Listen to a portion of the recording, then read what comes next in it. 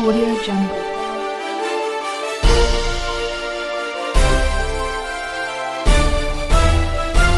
Audio Jungle.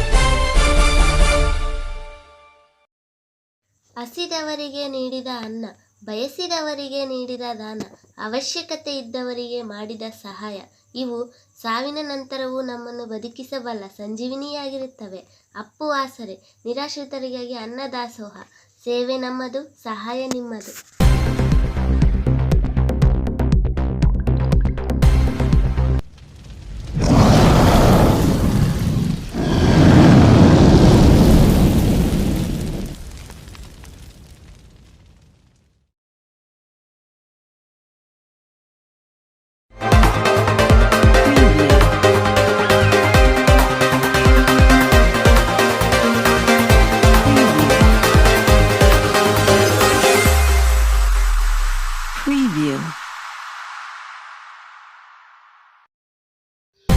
Kalaburagi ನಗರದ ಪರಿವರ್ತನಾ ಬುದ್ಧಿಮಾಂದ್ಯ ಮಕ್ಕಳ ಶಾಲಾ ವಾಹನದ ಮೇಲೆ ಕಡಿದು ಬಿದ್ದ ವಿದ್ಯುತ್ ತಂತಿ.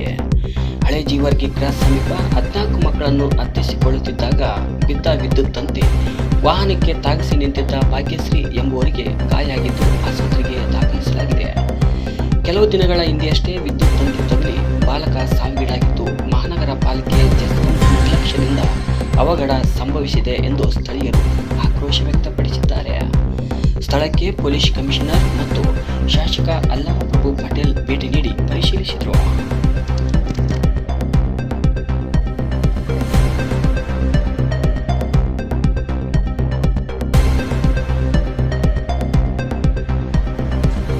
ಮೇಲಿಂದ ವೈರ್ ಕಡಿದು ಬಸ್ಸಿಗೆ ಟಚ್ ಆಗಿದೆ.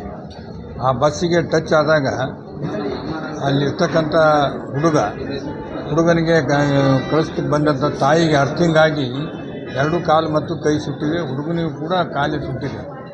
ಈ ಭಾಗ್ಯಶ್ರೀಯನ್ನ ಹೆಣ್ಮಗಳು ವಿಧವೆ, ಗಂಡಿಲ್ಲ, 2 ಮಕ್ಕಳನ್ನು ತೆಗೆದುಕೊಂಡು ಜೀವನ ಮಾಡ್ತಕ್ಕಂಥ ಆಕೆ ಉಪಜೀವನ ಮಾಡ್ತಕ್ಕಂಥ ಒಬ್ಬ ಹೆಣ್ಮಗಳು ಮತ್ತು ಮಗ ಬುದ್ಧಿಮಾಂದ್ಯ ಮಗನಿಗೆ ತಗುಲಿದ್ದು ಭಾಳ ವಿಷಾದಕರ.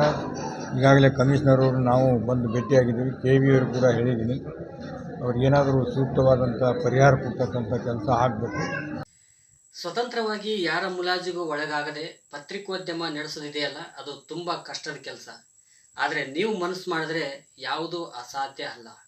ನಿಮ್ಮ ಆರ್ಥಿಕ ಬೆಂಬಲ ನಮಗೆ ಸಿಕ್ಕಿದ್ರೆ ನಾವು ಯಾರಿಗೂ ಹೆದರದೆ ನಿಮ್ಮ ಧ್ವನಿಗೆ ಧ್ವನಿ ಆಗಿ ಹೋರಾಟ ಮಾಡ್ತಾನೆ ಇರ್ತೀವಿ. ಆದರೆ ನೀವು ಆರ್ಥಿಕ ಸಹಾಯ ಮಾಡಬೇಕಾದ್ರೆ ನಮ್ಮ ವಾರ್ಷಿಕ ಚಂದಾದಾರರಾಗಿ.